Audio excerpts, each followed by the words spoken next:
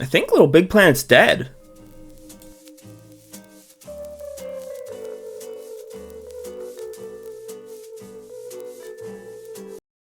Oh, he's still dreaming.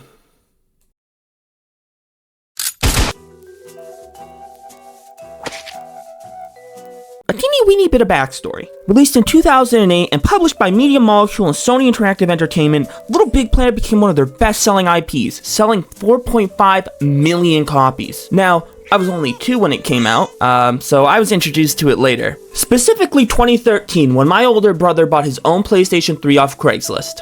One of the games included was Little Big Planet.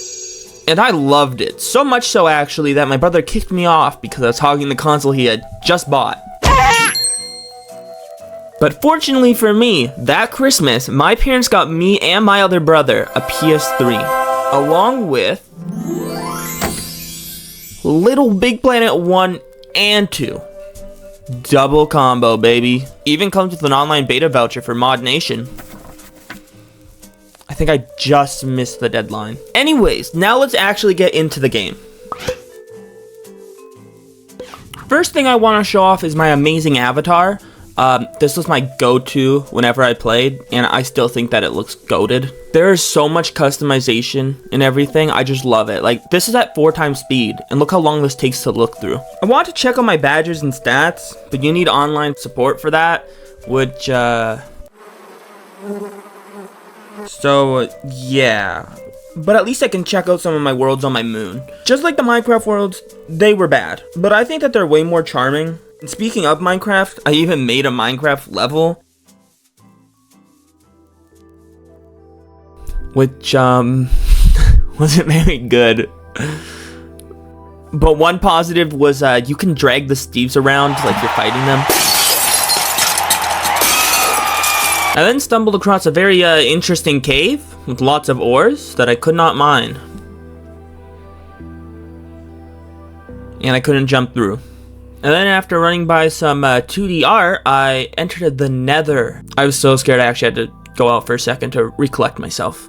Then I finally know what game this is. The next level is Random Place, which is as described, is all I'll say.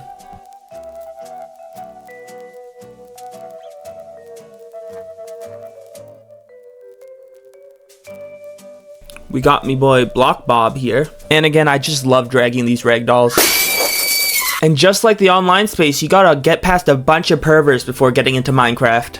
I then interrupt these skeletons having some private time, and I get to a house which I somehow destroy, and now I can't get past the level anymore. I try to reload it too, but same thing happens. I think it's because I accidentally killed the skeleton there, and it just took the whole house with it. So I just left and went to the next world. I then decided to go to the mall to cool off, and it was weirder than I remember. But at least it has a storyline going on, where I guess this giant is attacking this mall. I also forgot that, I made the character speak. Where's Barbies? Look at the Barbies! Buy anything you like. Then we have a cross-dressing giant, which honestly, you go girl. I'm macho, so I will take you out. Tell my wife we can make it, kids! I then go to go-karting and swinging, which isn't as fun as it sounds.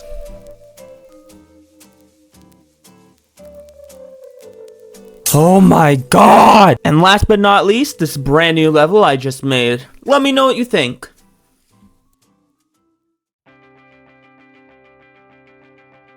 Going into story mode, I was just brought back by so much nostalgia.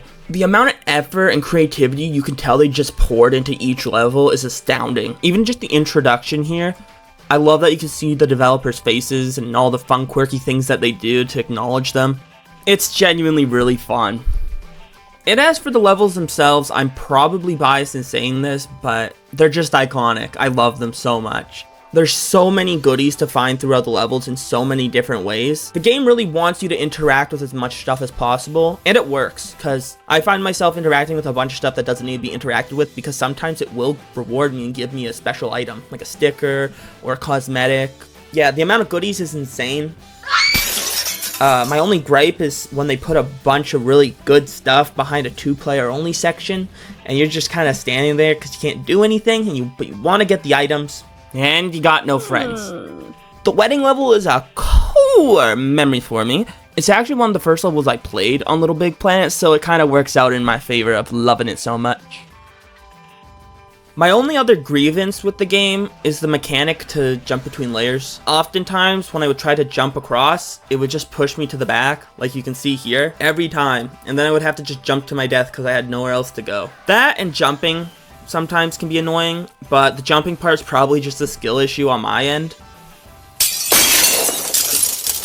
Now, unfortunately, I think we have to get to the saddest part of this. Yeah, unfortunately, due to hacker and DDoS attacks, Sony decided it would be better to just shut down all the servers, which resulted in the loss of millions upon millions of user-created items and worlds. So that sucks. Wow, what a positive way to end the video off on, right? I mean, at least you're not him.